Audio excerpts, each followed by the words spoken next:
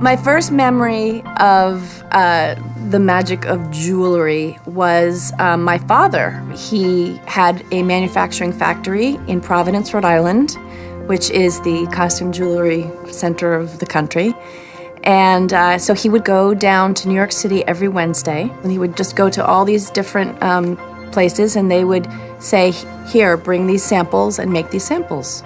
And so every Wednesday night, he would come home with a big bag full of jewelry. He would hand me the bag, and I would just rip it open, and it would all go on the floor.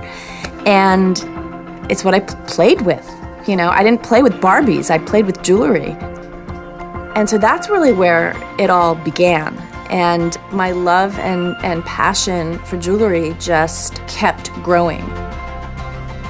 When I moved to Los Angeles, I discovered Antiquarius. It was just jewelry booth next to jewelry booth next to jewelry booth. And I found Neil Lane.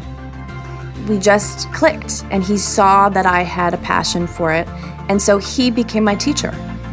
And I would literally visit Antiquarius as if I were going to MoMA or going to the Met, you know, because I feel like jewelry it's wearable sculpture, it's art. But I think jewelry is incredibly important in terms of building a character for film or TV or any kind of storytelling. For Grace, because she is a creative person, it's very important. The clothes she wears, the jewelry she chooses, it has to be authentic. Getting a star on the Hollywood Walk of Fame was an incredibly powerful and surreal moment. I found this Oscar de la Renta dress that was gold. You would think with a gold shimmery dress that you would want to keep it simple, you know, and I was like, oh, okay, I guess I'll wear my studs.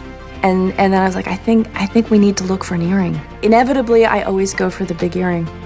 I just like a statement earring. I love jewelry design that is really bold and unapologetic. I love stones. I love the 50s. I love a lot of modern jewelry as well. I love a lot of jewelry.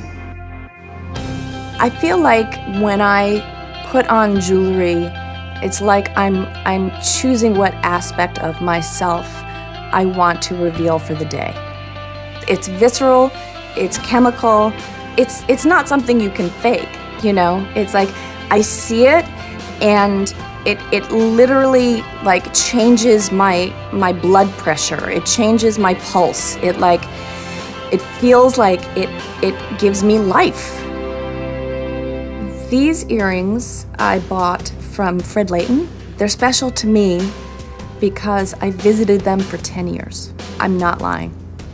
And then I was turning 40. And I was like, you know what? Why am I waiting? I've been visiting them for 10 years. I will wear these all the time. And I have. This was a present to myself. And that's another thing, was sort of growing into a place where I said to myself, I don't need to wait for someone else to buy me jewelry. When I heard that I was being honored in this way, I was so grateful and thrilled because it really is a fundamental part of who I am. My love for jewelry and my appreciation for jewelry design and designers. And that came from my father. From those moments of him walking in and him handing off, you know, this bag of jewelry and wanting my feedback and, you know, giving me a sense of autonomy at a very young age. It really was impactful.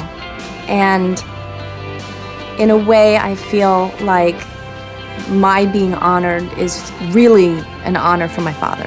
And